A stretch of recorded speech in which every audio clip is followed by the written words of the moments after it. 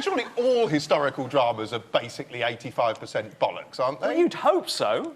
Because otherwise, if you literally filmed history, it would be incredibly dark. It would be just like filming this. Well,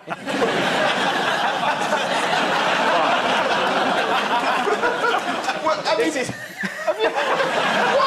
That's a vote of confidence. I wasn't disparaging the programme, honestly. What I mean is, we're going to cut this together into some form of narrative, aren't we? We're not going to distribute this turgid dross. I know the first bit we'll edit. Anyway, throughout the series, the characters are constantly being distracted by something. Can you remember what that might be? I'll give you a clue. I'm thinking of a person here. A person. Charles Dickens? Could it have been Charles Dickens? Let's see if you're right, David. That means I am right. Where's Ruskin? I don't know. You did give them the right date, didn't you, Johnny Boy? It's different for you. You've never been popular. People used to love me. This day can get no worse. It just did. Charles Dickens just walked in. She has a sense of fun just as great as yours. I'm sure. Is that Charles Dickens? That man is a notorious rake. He's the perfect gentleman around me. Afternoon, Mr. Dickens. Have you put me in that book yet? Miss Miller. You old flirt.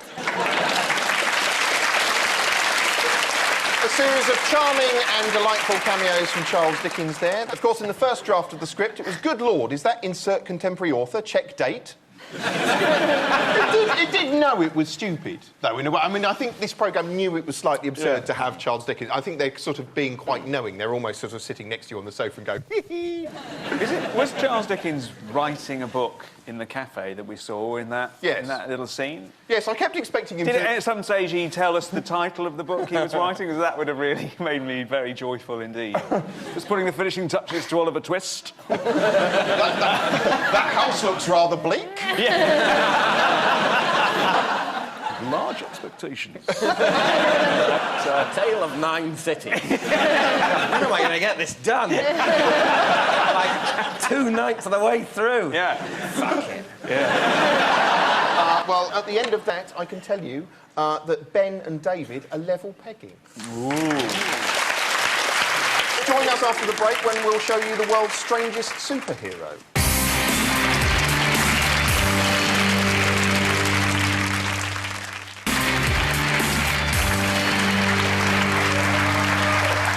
Welcome back.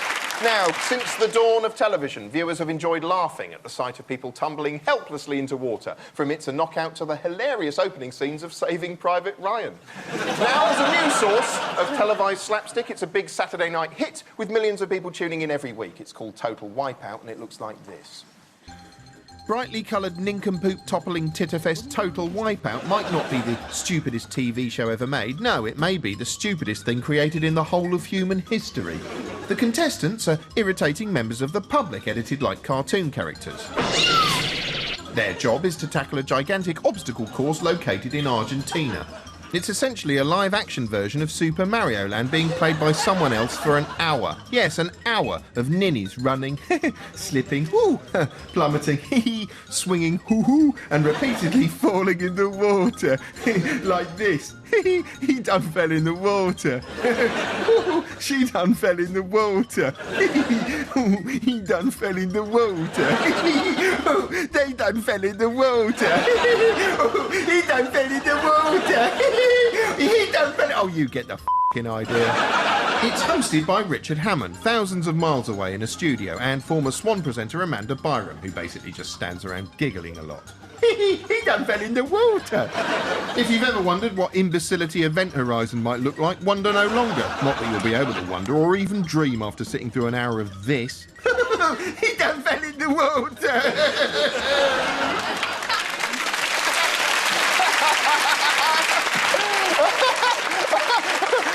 Sorry, you might have missed it, but there was a bit there where somebody fell in the water.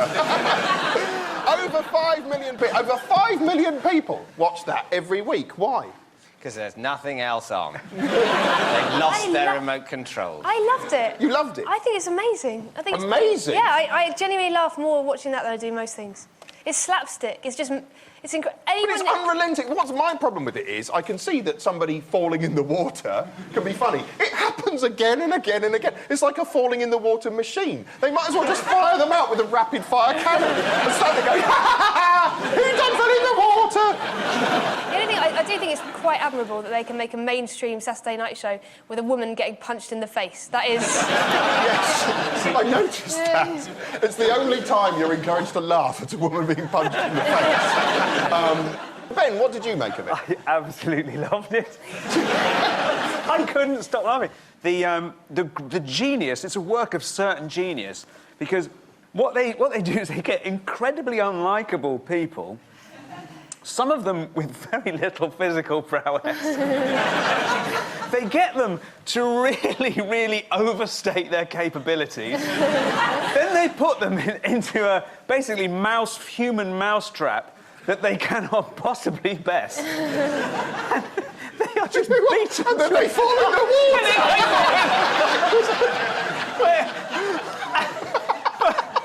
And I totally disagree. You know, it's like like looking at the English countryside and saying, "Oh, it's all green." You know, there is every different kind of falling in the water you could possibly imagine. It's the nearest thing I've ever seen to a perfect TV show. Really? Yeah. I thought it would be better. I'd like to see them use the obstacle course as a metaphor on the news for when they sort of go, Gordon Brown has to get across the 4 big balls of voter apathy, tax, the environment and healthcare, and land on the teetering opinion poll. Then I'd have enjoyed it. That would have been nice. So you want to see Gordon Brown do Total Wipeout? Yeah, but he's only got one eye, so he'd have a really terrible sense of perspective. His depth perception would be awful. Actually, I am now laughing at the thought of a man falling in the water. OK, right, here's a question. How many times do you think people fell into the water in this week's episode? 56 times. 56. I'd say 197. 197? 154. 154. Well, you know what? We counted. It was a frankly astonishing 160 times. Holly is the closest. Point to you. Well done, Holly. Yes, that's my first point. It is your first point. I love the way they choose the contestants because they're kind of like the people in the office who are always doing like really crazy, wacky things, you know, like photocopying their face and stuff. And then you'd be around a water cooler and someone, you never guess what? Dave from Account's only on bloody Total Wipeout later, and he's the guy at the beginning going, yeah, this is for the office! And everyone's thinking, that guy is a wanker. Well, I'm glad you bring that up, because that's exactly what we're about to see. Contestants on the show have just seconds to win viewers over before they tackle the course. Let's see them deliver their entertaining Wipeout war cries. Left hook, right hook, uppercut. I'm going to box my way out of this course. Nobody's going to knock me out. Hey, hey! I'm the slinger in town. Watch me fly round this course. I'm long and lean and an energy machine. Come on, Total Wipeout. You ain't singing me.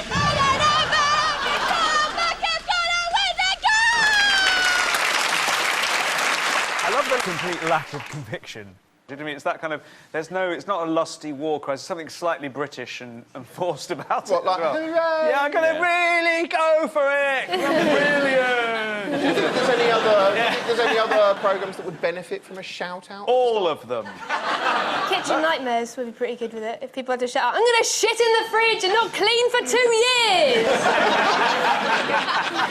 I think it would jazz up Mastermind, wouldn't it? I'm going to try and answer the questions correctly. I live through my knowledge of gnomes. What would you like to see a show? Just somebody shouting, I'm a dick! At the start of everything. I'd like it if Nicky Campbell had to shout that at the start of Watchdog. Watchdog, I'm a dick! David, I'm going to give you a point. I'm going to give you a point for you. At the end of that, David is in the lead. Now, God can be found in all things except maybe Dunstable. He's omnipresent, which is why the TV schedules are full of religion. Yes, you can find all manner of salvation lurking in the darker recesses of the EPG. Here's a peek at just a bit of it. Think of religious TV and the chances are you picture something like this. Rows of people standing in a church la-laring about just how ruddy great Mr. Godford Almighty is. Oh, hang on, I like this bit.